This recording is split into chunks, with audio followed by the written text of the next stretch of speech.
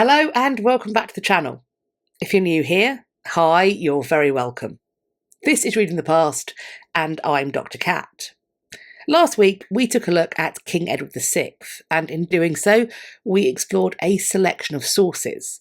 We were seeing if we could perhaps extrapolate the kind of king that he might have been had he lived to be an adult.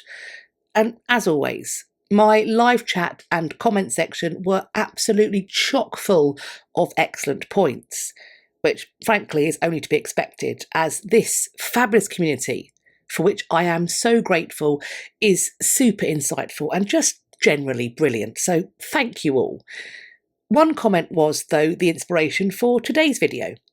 The lovely Robin, thank you Robin, wondered why King Henry VIII didn't marry off his children during his lifetime, in particular his daughter Mary. And also Robin wondered if Mary had married at a younger age, might she have produced one or more children, potentially sons, thus grandsons for King Henry VIII. And if this had happened, might this have altered Henry VIII's later behaviour? All in all, some fabulous questions for us to consider, and in this video, that is exactly what we're going to do. We're going to start by exploring the historical context of Mary's marital adventures, so to speak, before moving on to do some counterfactual historical exploration. Fun. But before we take a look at today's topic, I want to say an absolutely massive thank you to History Hit for sponsoring another video on this channel. While much of my content may well focus on the early modern period, I still love learning about people and events from other periods. When I saw this programme about Alan Turing, I couldn't wait to watch. Alan Turing. Alan Turing. Alan Turing. Alan Turing. I think the real reason he has captured the public imagination is what happened towards the end of his life. The persecution that he faced is something almost unthinkable today. What I would like to do is to explore some different dimensions of Alan Turing to get away from the idea that he's the nation's greatest victim. Manchester has its arms open in embracing Alan in all that he did and who he was as a person. Alan Turing's like everywhere. He's kind of been adopted, if you like, as a sort of unofficial godfather of the city. There's so many interesting and dynamic aspects of Alan Turing as a sort of positive, influential, inspirational character. There's a lot further we have to go, but it's a story that needs to be told. His legacy's already here. We're right in the middle of it.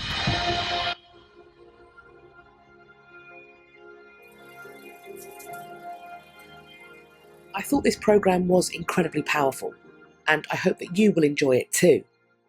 History Hit brings you the stories that shape the world, through their award-winning online history channel and podcast network. It's like Netflix, but it's all history. Watch hundreds of hours of original history documentaries anywhere, anytime, on any device. Brought to you by expert historians such as Dan Snow, Professor Susanna Lipscomb, Dan Jones, and more. And as well as already having hundreds of expert-led programmes, they add 2 more every week. Click the link in my description box to find out more and to subscribe to History Hit. As an added bonus, History Hit are offering my viewers a very special discount. If you use the code READINGTHEPAST30, you will get 30% off an annual subscription. Thanks again to History Hit for sponsoring this video. But now, let's take a look at King Henry VIII's family planning.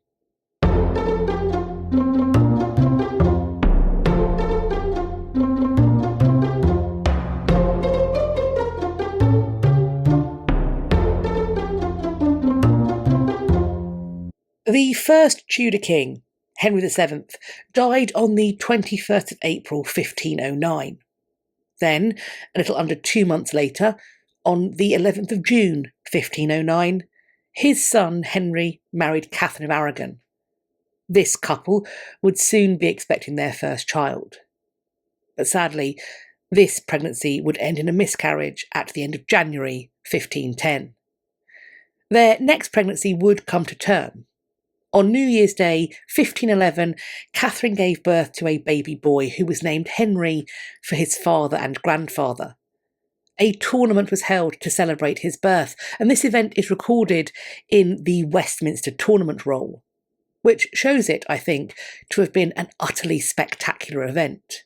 Perhaps while this tournament was being planned, even taking place, Henry and his advisors were already beginning to discuss, even to approach, the other powers in Christendom, in search of a potential bride for Henry's son and heir. If they had been doing so, any and all discussions and inquiries would come to an abrupt halt on the 22nd of February 1511, when little Prince Henry died at just 52 days old. More losses during pregnancy and at birth would follow for this couple, until, on the 18th of February 1516, they would welcome their daughter, Princess Mary. From the start, I think it would have been taken for granted that this little baby's parents and their advisors would have been on the lookout to make a marriage for her that was as diplomatically significant and as valuable as possible. Her father Henry had lofty aspirations for his England. He dreamed of replicating these successes, as he certainly viewed them, of another one of his namesakes, King Henry V. For example, he wanted to fully realise the claims that were currently being made in his own royal style, namely that, among other things, he was the King of France. The Tudors were, however, up against the Valois and the Habsburgs.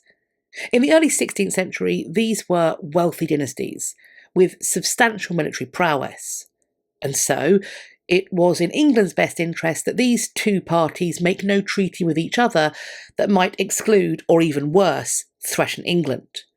Maximilian I was the Habsburg Holy Roman Emperor at the time that King Henry VIII came to his throne in England. Maximilian's grandson, and also heir presumptive, was Charles. He had been born in 1500, and it just so happened that he was Katherine of Aragon's nephew. And thus, Henry and Catherine's own marriage arguably brought with it the promise of there being positive diplomatic relations with the Holy Roman Empire, both at the time, but also certainly in time to come. They were, after all, family. Charles would succeed his grandfather in 1519, when he was 19 years old. And perhaps King Henry VIII, himself a few years older, allowed himself to enjoy the notion that he might be able to occupy the position of a respected uncle to this young man. Someone that he might approach for advice, whose lead Charles would, of course, willingly follow. So, that just left the Valois to consider, or perhaps to neutralise. Francis I had been the King of France since the start of 1515. This was following the death of his father-in-law, who also was his first cousin once removed, Louis XII. The year before Francis had ascended to the throne, in 1514, King Henry VIII had arranged for his younger sister Mary to marry the ageing Louis XII.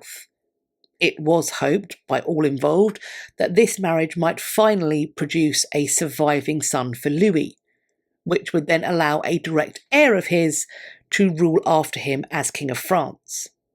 Had that son been born, he would, of course, also have been half Tudor. And Mary, excusing the vagaries and danger of childbirth, could reliably have been expected to outlive her husband, and so to have been the mother of a boy King of France. Other Queen Mothers had certainly wielded power on behalf of their minor child if and when they came to the throne, so why not Mary Tudor of England, Dowager Queen of France? And what might Henry VIII be able to achieve for England if his sister was the one who was effectively ruling France? But all of these hopes and aspirations would turn out to be nothing more than fantasy, as no child would be produced during this short marriage. So it was time for a new plan. On the 28th of February 1518, Francis I and his wife Claude had a son, who was named Francis for his father.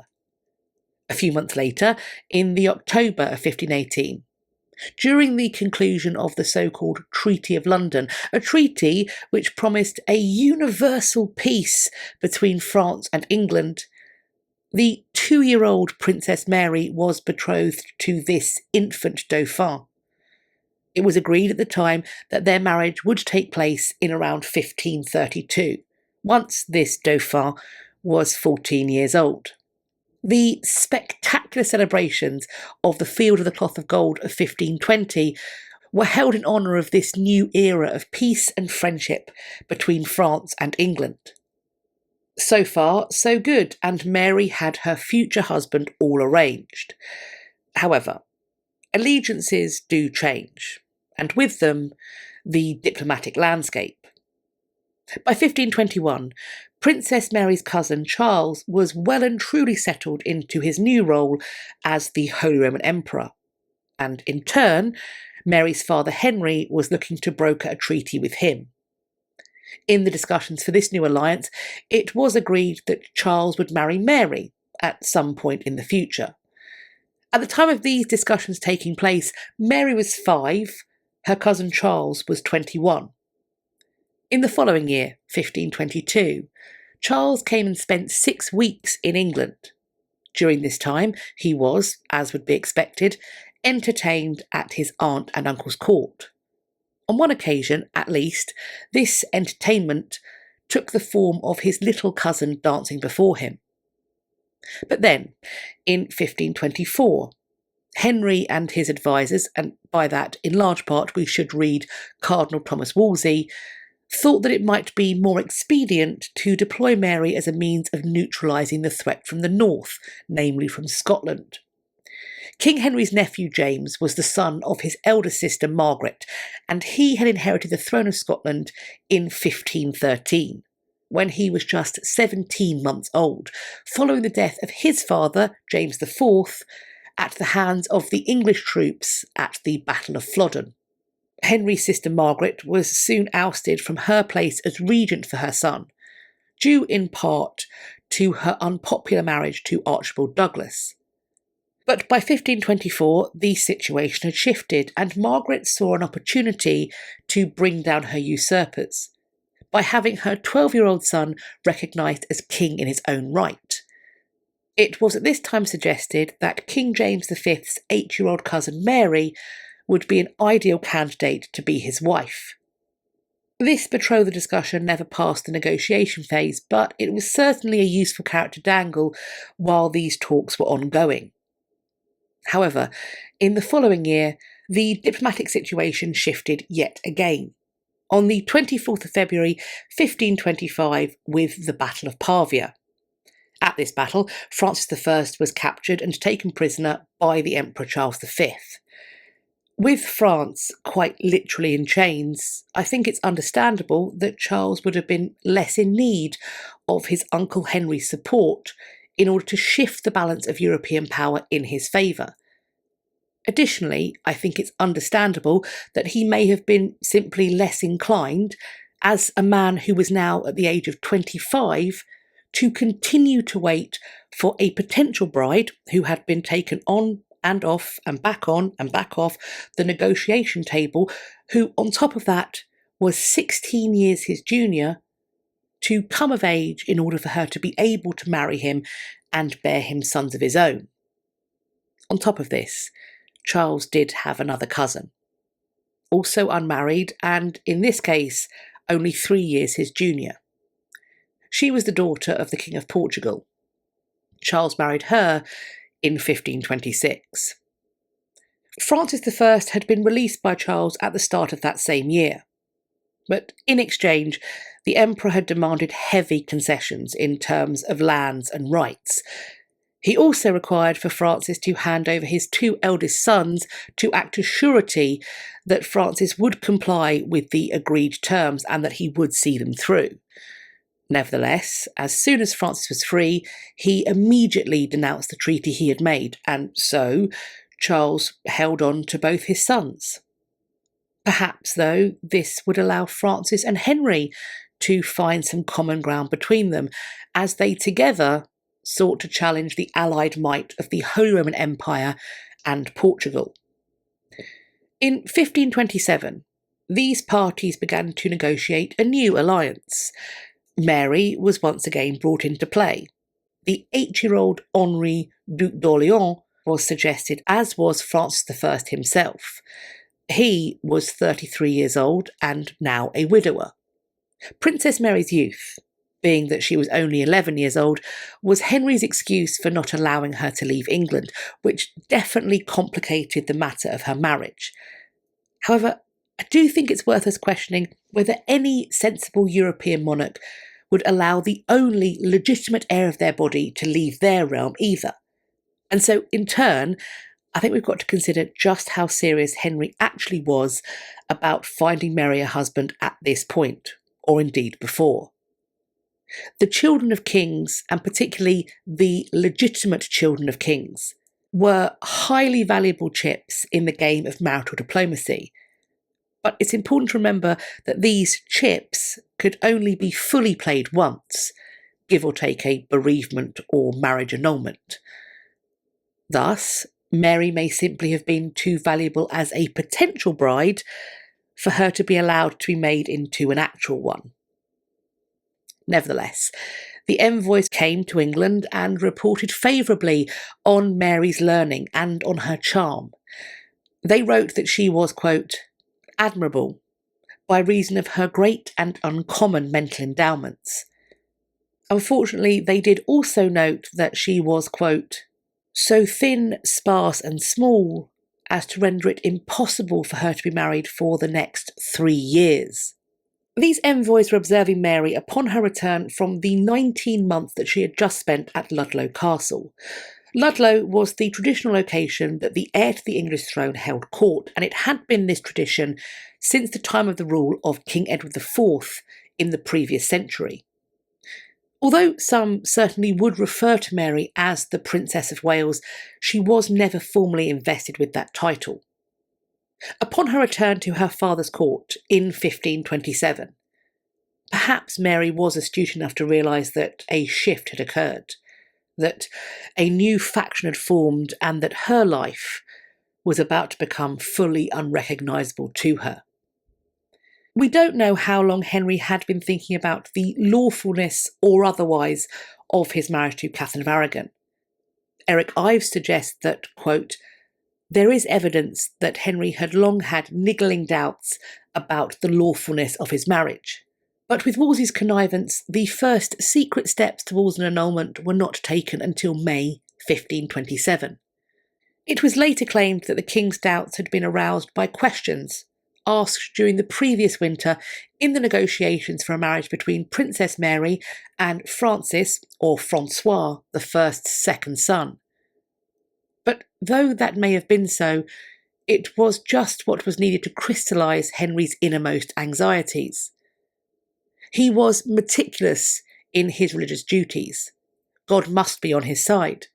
Yet his children continued to die in the womb or in infancy. And did not Leviticus 20:21 say that if a man had sexual relations with his brother's wife, they would be childless? Of course, it was also by 1527 at the latest that Henry had promised to marry one of his wife's ladies-in-waiting, Anne Boleyn. Henry's so-called Great Matter was well and truly underway. It was hoped that the Pope and or agents working on his behalf would promptly annul this marriage to Catherine and thus leave Henry free to marry again. I do just want to flag up at this moment, because I think it's worth pointing out that this annulment, had it taken place in this way, would not have necessitated the bastardisation of Mary, because there was existing provision that children who were born to parents who believed themselves wrongfully to be lawfully married could continue in the state of being legitimate even if their parents' marriage was annulled. After all, this is what had happened for the daughters of Eleanor of Aquitaine and Louis VII of France when that marriage was annulled. Complicating matters in this case was the fact that Katherine of Aragon completely refused to acknowledge her marriage as being anything other than fully valid and legal. And then on top of this, the forces of Catherine's nephew, the Emperor Charles V, had sacked Rome and captured the Pope, also in 1527, the time when Henry is looking to get an annulment. Nevertheless, in October 1528, Cardinal Campeggio arrived in England on the Pope's business. He brought with him a papal commission that would allow him to test the validity of Henry and Catherine's marriage, and, he claimed, rule upon it. He was, however, secretly ordered to hold back on giving any ruling. In short, he was told to play for time. On the 28th of October 1528, Campeggio wrote a letter in which he disclosed that, quote, "They have thought of marrying the princess by dispensation from His Holiness to the king's natural son, if it can be done. At first, I myself had thought of this as a means of establishing the succession, but I do not believe that this design would suffice to satisfy the king's desires." For the avoidance of any doubt, this is suggesting that there was at least some consideration of an idea that Mary, Henry's daughter by Katherine of Aragon, should be married off to his son by Elizabeth Blount, Henry Fitzroy, Mary's half-brother. He was around 3 years younger than Mary, having been born in 1519. In 1525, Fitzroy was made a Knight of the Garter, Earl of Nottingham, Duke of Richmond and Somerset, Lord Admiral of England, and Warden General of the marches towards Scotland. As a reminder, 1525 was also the year that the Princess Mary began her residence at Ludlow Castle. As Henry's great matter rumbled on, it appears that any thoughts about a betrothal for Mary simply fell by the wayside. Perhaps this was in part due to there being a confusion now about her status and rank. Additionally, the fact that Mary took up her mother's part in all of this utterly enraged her father. Indeed, Henry was apparently so worried about Mary potentially plotting with her mother that he would eventually forbid them to see one another. With this in mind, is it possible that Henry was now keen to avoid giving Mary a potential ally in the form of a husband, whether foreign or domestic? Or indeed, in the future, a child of her own, whose rights she might try to assert in preference of Henry's own or any son that he might have. In May 1533, Thomas Cranmer, the recently installed Archbishop of Canterbury, finally gave a ruling on the king's great matter. He proclaimed that Henry and Catherine's marriage had always been null and void. In contrast, Henry's recent marriage to Anne Boleyn, Cranmer asserted to be both legal and valid.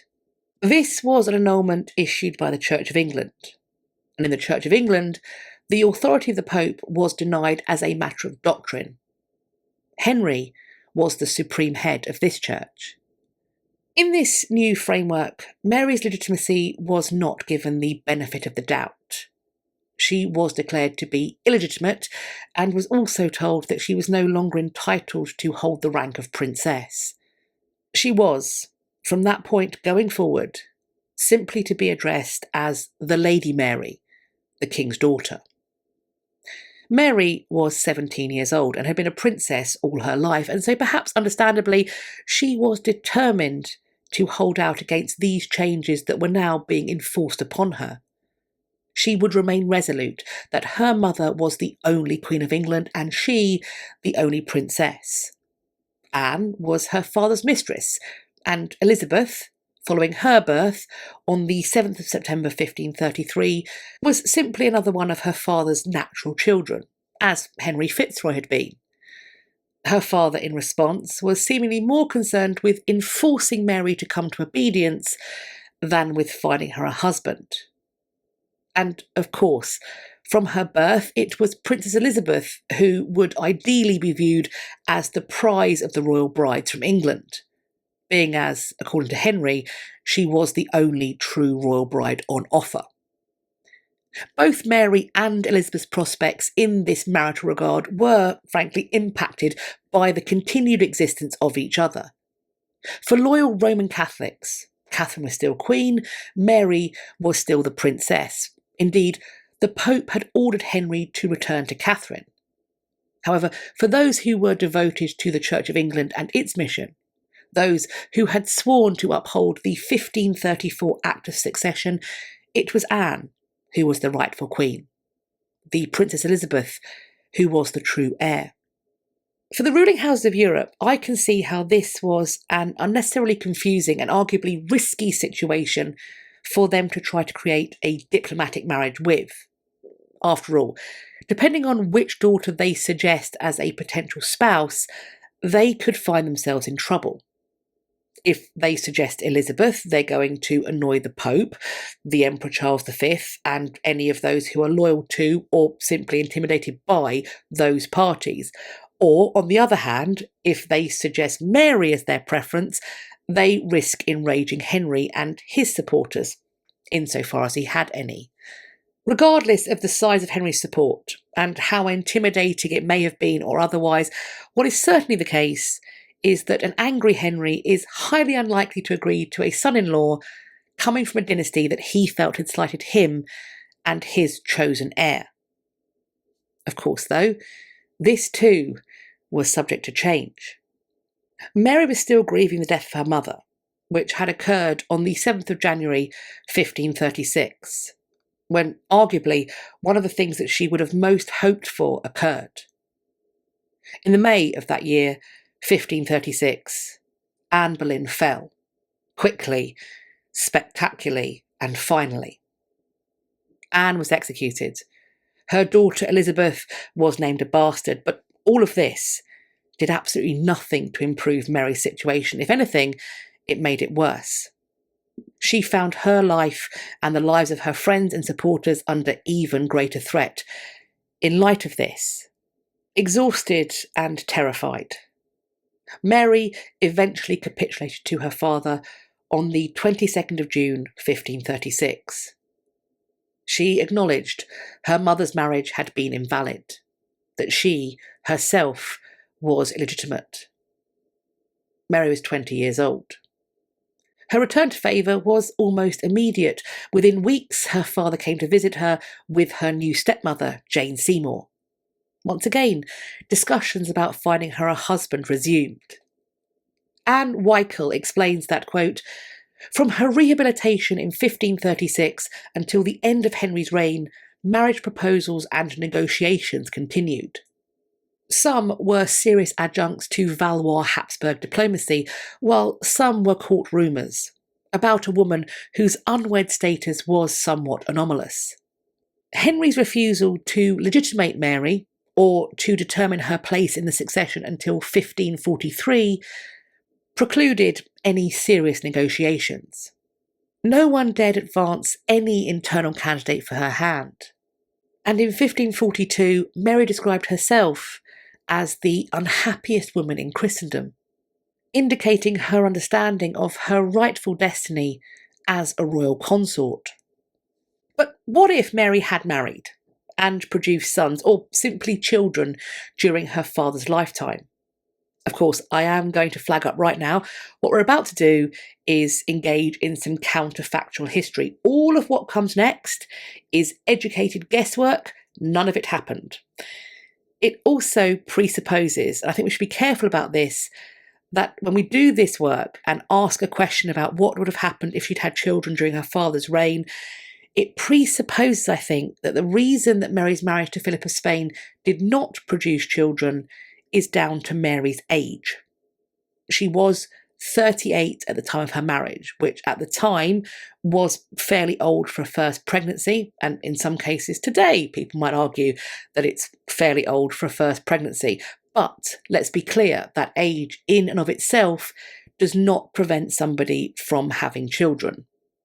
Certainly, the fact that her husband Philip did leave the country for long periods during their marriage almost certainly wouldn't have helped. It's also possible that Mary might have had difficulty in conceiving at any age. She had these bouts of ill health. They began in her teens, and some have viewed these episodes as being evidence that Mary had reproductive health issues. Ovarian cysts and endometriosis have both been suggested. And if either or both were the case, then this may have had an impact on Mary's ability to get pregnant, and certainly on her health more generally. But for the sake of this thought experiment, let's say she does marry during her father's reign and that marriage does produce children. What might the effect of that scenario be? Well, I think the situation is going to vary, depending upon whom Mary had been married off to.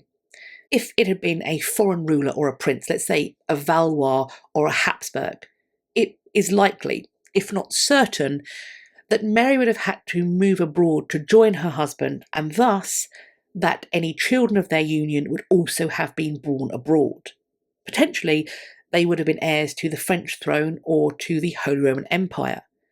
If this is the case, I have to wonder whether Henry would have included Mary and any of her heirs in his final act of succession, which might sound odd, but I say this because I believe it's possible that it would have been a total anathema for Henry to even countenance the notion of England being ruled by the King of France or the Holy Roman Emperor, even if that ruler was a blood relative, a direct descendant of his. I do wonder if this anxiety, this thought process, may give us a reason as to why he chose to exclude the heirs of his elder sister Margaret, but included those of his younger sister Mary, who had been born and raised in England, while Margaret's descendants had been born in and raised to rule Scotland. Is this evidence that Henry was simply desperate to avoid his nation being subsumed by another? If that is the case, then perhaps the heirs of a domestic match might have fared better for Mary in her father's last act of succession, and indeed in her brother's device for his succession. Nevertheless, I do wonder, particularly if Mary had given birth to a boy, whether her father, and indeed her brother, would have skipped over her in favour of that potential son. After all, that is what her brother Edward VI's device for his succession had originally intended in relation to the Grey Girls, that it would be their sons that came to the throne after him. If Mary's son had not reached adulthood when his grandfather and then his uncle died, I do think it's likely that Mary would have been placed as regent or governess of the realm, likely with the backing of a council. This process would also avoid the problem of what to do about a subject who is married to a regnant queen. Mary's husband in this case would be the father of the king, but never king himself. I don't think that Mary marrying and producing children, even sons, during her father's reign would have altered much else that her father did. If perhaps her marriage had been able to occur because she had sided with her father rather than her mother at once at the time of the great matter, or at least if she'd sided with him earlier, then he probably would have been kinder to her, and thus her late teens and early 20s would not have been marked with the sadness and the bouts of probably in part stress-induced ill health and danger that she in fact experienced. And who knows what that in turn might have done for her capacity to bear children.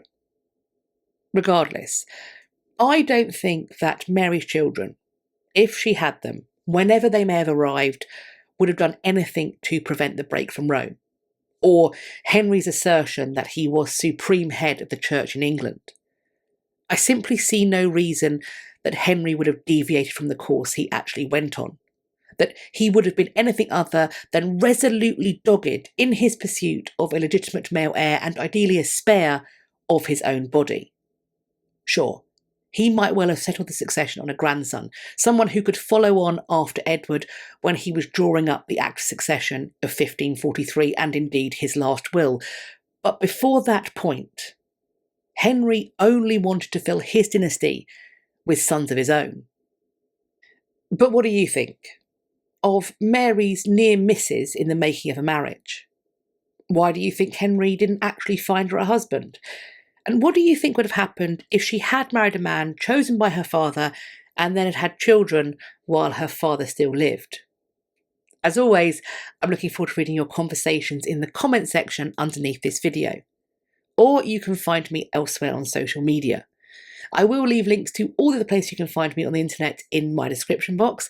Please do follow me over on some or all of those so that we can continue this conversation and start some others.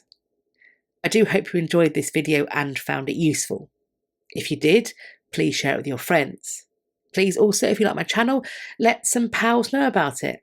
That way you can have some more people to talk about history with in real life.